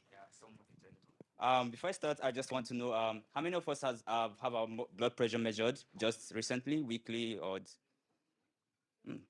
quite a few. Interesting. So for me, last 7 years, my dad came back home from work and he slumped. Unfortunately, it was very, very surprising for us because he has showed no signs of illness before the slump. And while I was actually looking at my favorite TV show when he slumped. And we decided to rally around and look at how can we help him to get him health care or to get him the needed help. And that was when we discovered that he was diagnosed of hypertension, which is simply put is when they had pumps blood pressure or where the pressure of the blood is high enough that it affects other end organs or it affects other organs like the kidney, the eye, and the eyesight and the visions and everything like that. And this was what my father went through. And it gave us no prior notice that he was sick. And this comes up to the interesting problem that we are solving. Hypertension is a silent killer. And the reason why it's a silent killer because it gives you no prior heads up on what is wrong with you. It just happens all of a sudden. Maybe we have seen clips of people slopping down on stage and other side effects. And trying to look at how we can solve this problem and trying to see how can we help my father, we discovered that the healthcare system is disjointed for hypertension management. And from being disjointed, we look at how it is very, very costly to actually take cognizance of how we can help patients just like my dad. And also, it gave us no prior warning because the poor financial planning for healthcare is imminent in Africa. In Ghana, most especially where I come from, people don't actually budget for care until something serious is happening. And this leads us to the problem and the most difficult one, which is that there's a lack of personalized and accessible healthcare for hypertensive patients. And not just for my dad, by 2030, 216.8 billion patients are projected to be in Africa. And currently, 1 in 5 people do not manage their blood pressure. And in Ghana alone, 6.1 million persons actually discontinue care after diagnosis. And after this diagnosis, nothing actually happens because they go to the doctor, they give them paper charts to write down their blood pressure readings. After going from the hospital to from the clinic to the pharmacies, there's no continuity of care and no follow-ups required from them. And this leads it to my problem, from the problem to the solution of what we are solving. My name is Favor Madubuko, and I'm the co-founder of Kanisa Health. And at Kanisa Health, we are connecting pharmacists and caregivers seamlessly via our software for personalized patient care. What personalized patient care means for us is that patients can be able to get individualized and the attention that they need to cater for their blood pressure. Why? Because pharmacists sit at one of the critical points of care or point of contact of care for most hypertensive patients. Most hypertensive patients do visit hospitals, they do visit clinics, they do visit external or doctors can have consultations. But what follows after is their visits to the pharmacies. But these pharmacies are not equipped enough. The caregivers spanning healthcare community workers and also in-house private clinics do not have what it takes both in Ghana and also in Nigeria to actually cater for these patients. So for the patients, we provide them our mobile app interface, and for the doctors, we provide them a web interface where they can actually seamlessly coordinate care. We are looking at a situation where we can give patients a well-coordinated care that is effective and personalized. And with this, we have 4 critical features that power our operations. One is the lock-in wallet. For lock-in wallets, we are looking at, for lock-in wallets, currently, we have insurance companies not insuring most of hypertensive patients because it's a long span of disease or it requires a long term of care. And with our lock-in wallets, people can now save, budget, and pay seamlessly for healthcare. And 2, we're looking at tailored care programs. For tailored care programs, we are looking at pharmacies helping coordinate this care and actually running programs for hypertensive patients through our platform. And 3, we are looking at AI-powered health plans. Because of the large number of people that actually require care and at scale, with our algorithms, we actually built algorithms from their health plan with their health data, with their consent in order to tailor this specific or personalized care for them. And data sharing is a big problem because when we look at adherence is a big problem because most people do not do not have systems around them that helps them to check on them, that helps them to actually call them on phone to tell them about how well or how their care journey is going. And with this, with data sharing, we are ensuring that patients, loved ones, and caregivers can interact seamlessly and also provide the care that is needed. And the digital health market is rising. The market is big enough. One is there is a rising quest for telehealth medications or telehealth solutions in Africa. Digital health is rising, and especially given the rise of COVID-19. With the market projected for 6.31 billion just in Africa, we are looking to capture 25% of this market. But we are taking baby steps, and that's why we are just capturing 0.5% of it, which is valued at $34.2 million. And we are different from every existing solutions out there because with our solution, we are looking at personalized care, which most people might not be able to, have not been able to crack a lot because we are actually digging deep into the systems. And digging deep into the systems, our 4 features aside distinguish us. We don't want people to choose between food and healthcare, and that is why we are providing wallets. We don't want people to look at health plans as something that is generic. That is why we are providing personalized ones. Health plans that are unique both for the pregnant mother and also unique for people that are adjusting to lifestyle changes, and also care programs at scale and data sharing. Our business model is banked on 4 critical infrastructure, which is subscription plans. We provide the infrastructure for pharmacies to operate, and then we charge the pharmacies who are running these programs with our software. So with our subscription plans, we charge them both monthly and yearly, and also consultation fees from our platform. And finally, 2 critical ones are the medical sales and the software licensing. With medical sales, we are looking at revenue where when they lock in these prices, we actually run discounted programs with partners, and also deliver drug and medications for them.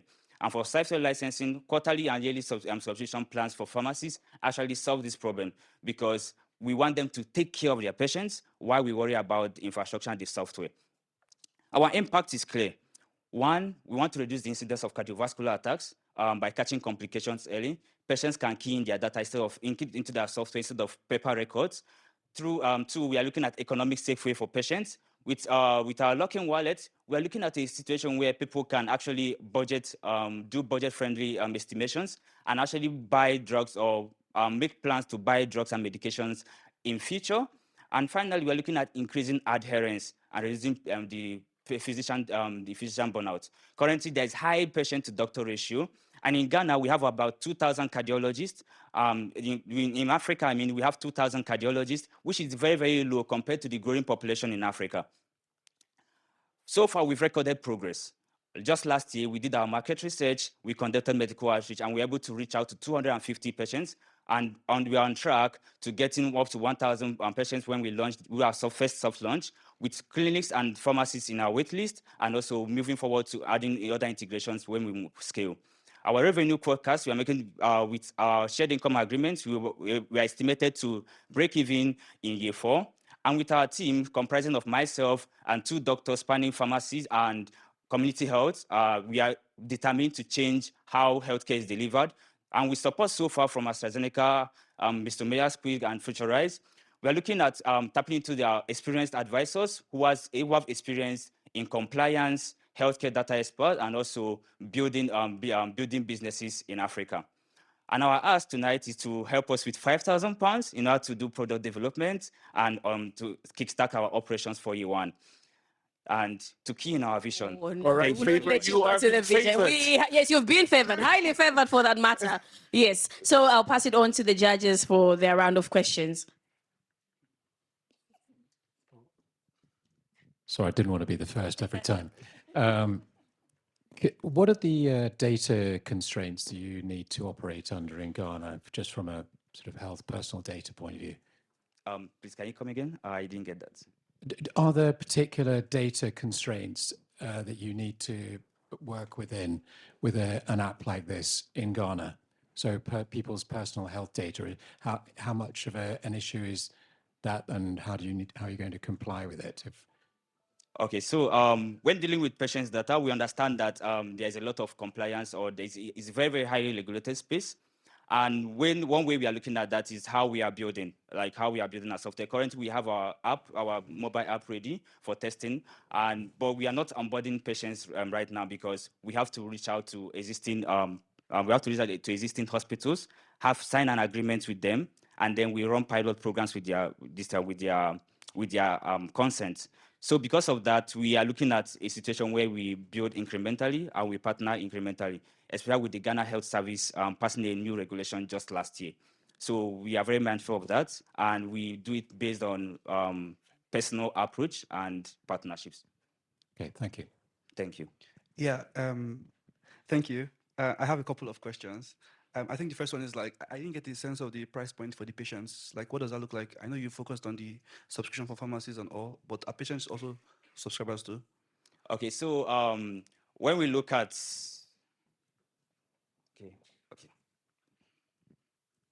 okay, so when we look at the health plans, one of the things that we are looking at is where we can charge a minimum of 60 cedis per quarter.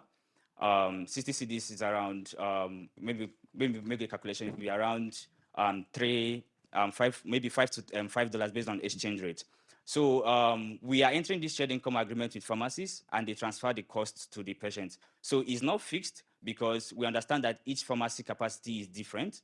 And yeah, I think that is around the income agreement we share with these patients. So we are not directly interfacing with patients. So the pharmacies do the job, and then we kind of take our cuts.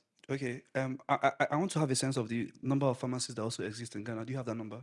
Okay, so, for now, we have community health pharmacies and also registered. For community health pharmacies, we are looking at 500 plus for now, based on survey that we've done, that they actually have the facility to house our software, yes. Can you explain a little about how you're using the AI process in this? I know it's for patient plans, just a bit more clarity. Okay, so I don't know, my teammate is actually online. Okay.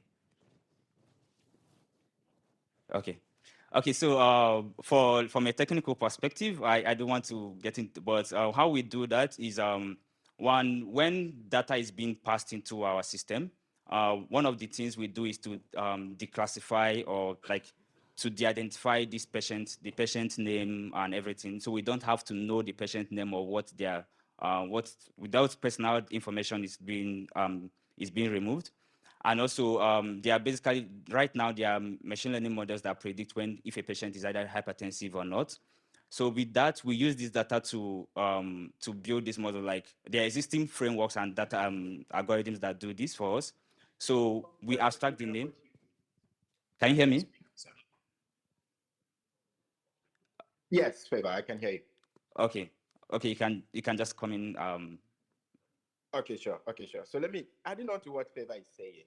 So, for instance, if someone continuously records a blood pressure or a sugar level that is consistently high, and then at a point this is sustained, AI, that's the model, is able to pick up that this person's risk is at this level. So whichever plan that is going to recommend, ultimately with the help of the healthcare provider, is going to center around that, so that we know that whichever health plan that is coming out is to tackle the data that the patient is putting in.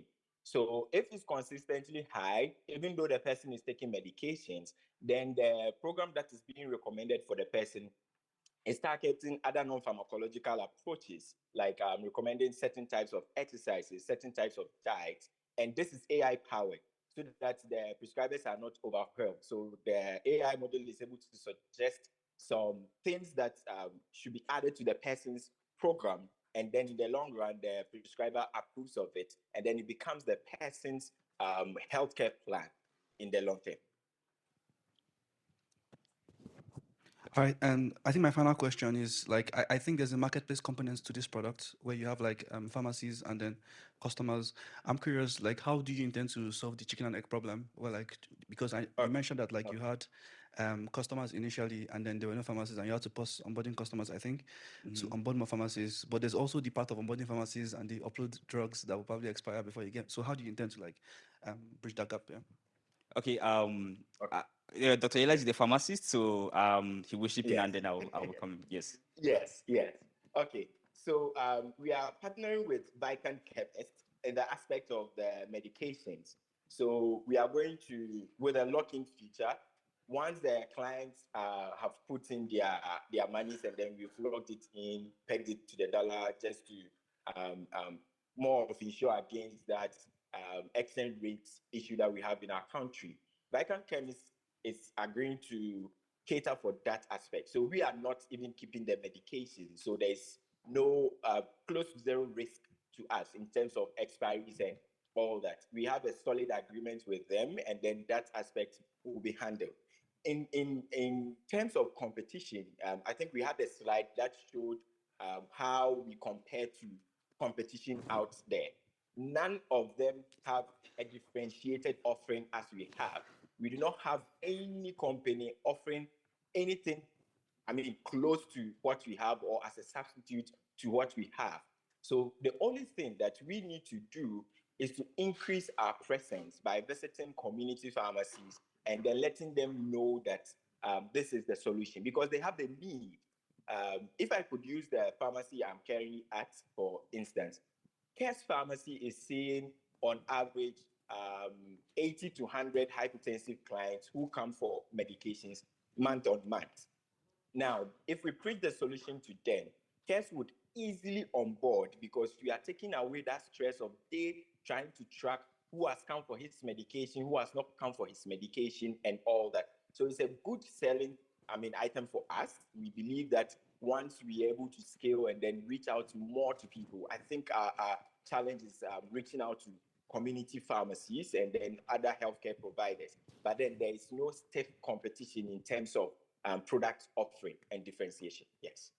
All right, thank you. Any questions from the audience? The judges are done. All right, so I'm going to the gentleman at the back. Hi, my name is Aaron. I'm from a social enterprise called the Community Revolution. So bear with me. So I've had an ear infection, so I'm not sure how well I'm coming out. So my question is, so in terms of my social enterprise, we have some projects in Ghana. So working with some communities in rural parts of Ghana. So my question is, with your app, how do you record this information? Is it mobile phone? Is it at the clinic? Okay. Thank you for that question. Actually, we have our app right here. What we actually do is that currently it's not on Play Store, but once it becomes available on Play Store, you can download it. It's just like your personal health record where you can walk around with it. We know that there are challenges with people not maybe having Android devices, and also there are also challenges with people maybe having like internet connectivity issues. But with our mobile app, people can walk into the pharmacy that we have partnered with and record their blood pressure and input it. And because it's on our system, it reflects on the side of the pharmacist for care with their own permission. The settings have been configured that they can actually switch on a request, or they can actually they can actually approve who sees their data and who does not see their data. Now, for people that do not have blood pressure, or that do not have mobile app phones or whatnot, we have a segment where they can visit their community pharmacist and they analyze it based on when they visit and all that. So we catered for people with mobile app phones and internet issues, and we also have the platform for people who do not have. Looking at scale, we are looking at USSD solutions because they have been proven effective, but sometimes they are kind of expensive. So just to clarify, so are those measurements taken on the phone or in the clinic, like say blood sugar? How is that recorded? So when they walk in, because it's mainly recorded on your left arm, or So when they record it, when they do the readings, you can't have to, instead of writing it on paper or going with your paper chart, you type it in. Easy. Okay, so it's like a data collection. Yes. All right, I'm sorry, we are very pressed for time. Thank you, Favor, for your speech. Thank you. It's very innovative, and I wish you luck in Thank the you so much. competition. So what's next now? I'm going to invite Edward to come on stage and give us a very brief speech. Edward is the CEO of the Oxford Science Enterprise. Yes. And I think one thing I learned about Edward is that at 21, he got elected as a fellow of the Royal, of course, for mountaineering and expeditions. He went to Cambridge. He's a Cambridge man, Cantab, for the Cambridge folks in here. I'm gonna pass it so they feel represented. Okay, I'm gonna pass it to you, Edward. Take it. Good. Well, that's a really nice intro. I'm going to just say a few words about Oxford Science Enterprises, but I'm actually going to speak more as a founder to those of you in the group, in the audience today, who are thinking about starting a business or have started a business, and that's really where I want to focus. So for those of you who don't know, Oxford Science Enterprises, we're about £1 billion investment company. We were set up by some alumni here to work with academics, researchers, people in the university who are thinking about setting up a business, using and working with the most advanced science and technology that comes out of the university. 8 years on, I believe it is the largest, what we call venture builder, of university spin-outs in the world. There are more spin-outs emerging in Boston and Stanford and so on, but in terms of an organization building spin-outs, OSE is the largest globally. And we're working across a huge range of different sectors: AI, quantum, climate tech, fusion, therapeutics. It's where the COVID vaccine came from.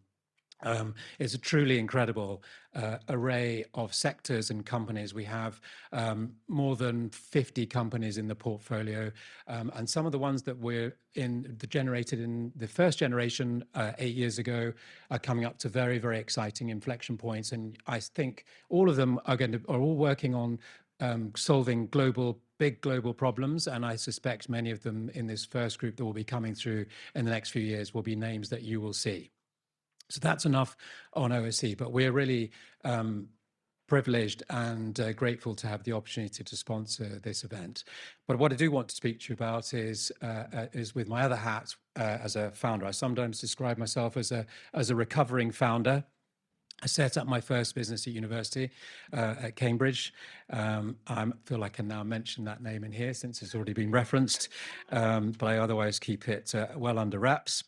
And I've subsequently been involved in 3 different startups. They were all technology-based businesses.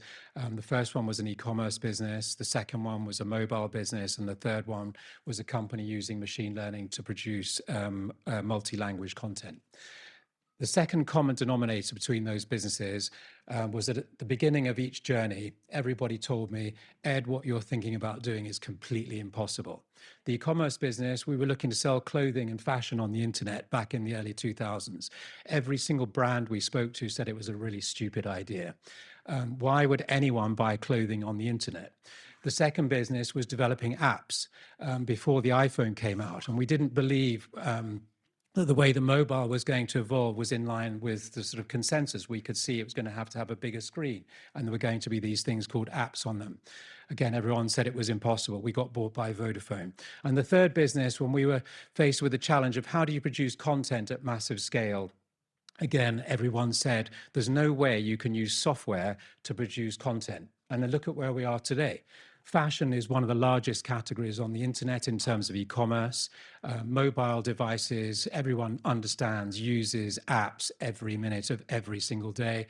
And now we're in a world of AI where we are producing content through software at a scale that 10 years ago was unimaginable.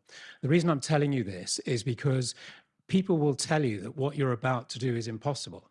And it's really important at the start of the journey that if you are really honest with yourself and you've really stress tested your idea and you believe it's possible, do not listen to the naysayers.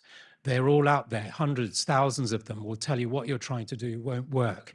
But if you really believe in it, there are ways through and journeys through to create successful companies. Along the way, I was grateful and fortunate enough to be awarded Entrepreneur of the Year. And I started here in Oxford 7 months ago, as CEO of Oxford Science Enterprises, helping other founders build their businesses. The reason I'm sharing my journey is not because I want to rattle on about all the things I've done. That's not important. I just want to share with you just some perspectives on the journey and what it feels like to be a founder and an entrepreneur building a business. I sometimes liken it to an extreme sport, and thanks for the reference to climbing mountains. My spiritual home is on a mountain. I go every year, have a very understanding wife, and she lets me go for a week, and I go climbing mountains. And it's not too dissimilar to building a business. It's an extreme experience. You're racing at high speed, almost continuously next to the edge of a cliff. You have extreme highs and extreme lows. So the extreme highs would be when the first client signs you a check for your product.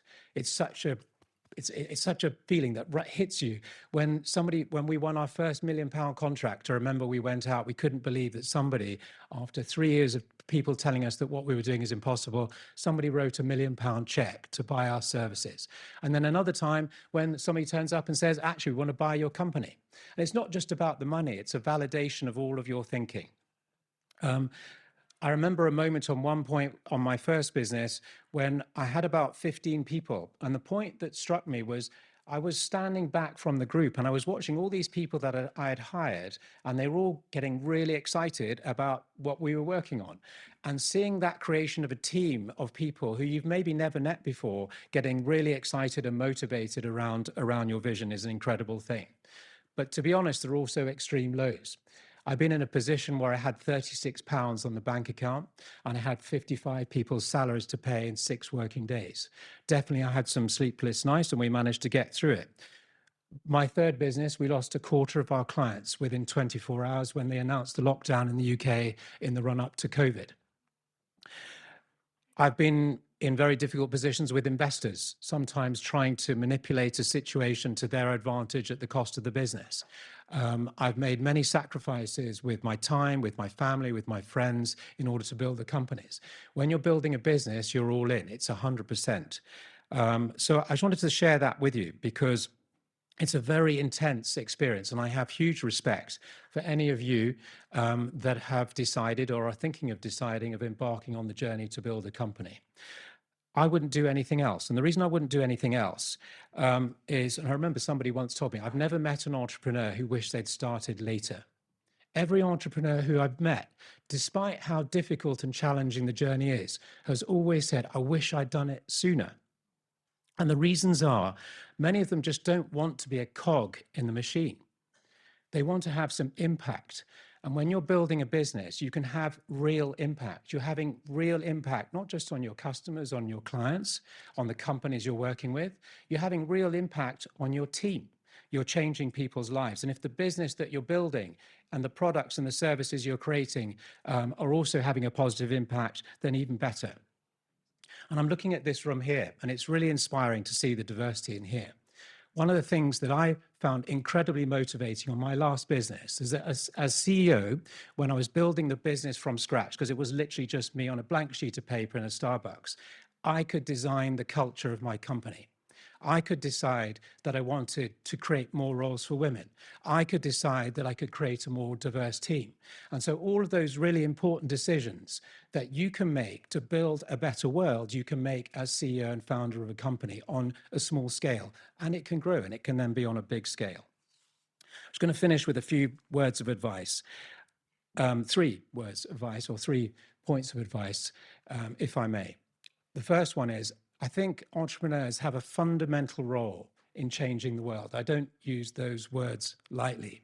If you look at the biggest impact, positive impacts on the planet, it's coming from people who are entrepreneurial, who are enterprising, who are willing to stick their heads above the parapet, the people who are willing to take risks, the people who are willing to step out and do things when everyone else says it's impossible. And that spirit is going to be, and is what I believe makes the world a better place. So if you're one of those people, please think big, be ambitious. move fast. We're in an age where the pace of change is only getting faster. We don't have time to sit around talking about things. This is a time for doing and taking action and making and having impact quickly. And if you're going to do something, strive for excellence. Yeah, I don't think in this day and age, okay is okay. The pressures on entrepreneurs are really demanding, and founders and businesses are really demanding. So I think all the way through this is striving for excellence. So that's for me is about being ambitious. Second piece of advice is be honest.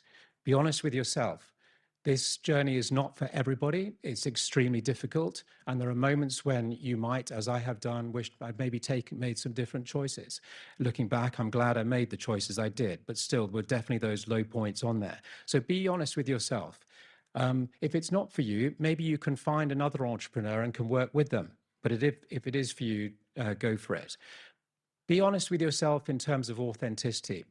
I've worked with many, many teams over the last 2 decades of building companies. And one of the things that stands out for the most successful teams is where the teams are working with authenticity. And the authenticity comes from the top.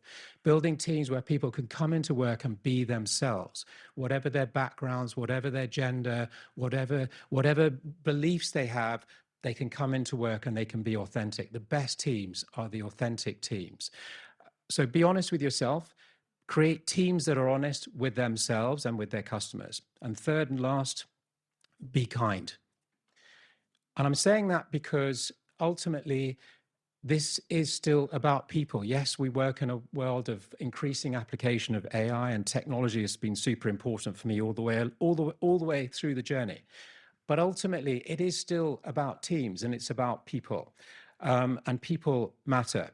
If you can't build a team, if you can't attract the best talent, and if you can't keep the best talent, and these are people skills, you will, in all likelihood, not succeed, however good your technology is, however good your product and service is. Under this umbrella of be kind, share your success. Yeah. Too many founders hold on to all their equity. Yeah. So it's about making a difference to the environment around you, but also making a difference to the staff and the people you're working with. And thirdly, be kind to yourself.